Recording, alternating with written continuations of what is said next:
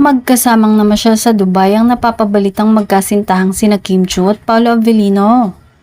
Magkasama ng mga kapamilya star sa Dubai para sa kanilang black screening at meet and greet sa mga fans para sa kanilang pelikula.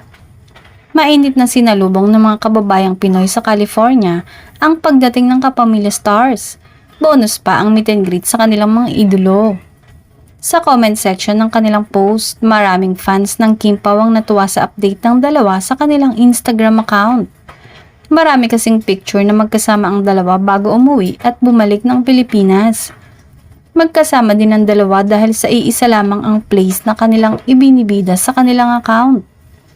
Isang picture din ang trending na nag-dinner date at namasyal ang dalawa. Hindi naman nakaligtas sa mga mata ng netizens dahil halata naman daw na si Paolo ang cameraman muli ng aktres. Aabangan naman ang sweet performance ng dalawa sa pagbalik ng Pinas dahil may baon umano silang big announcement.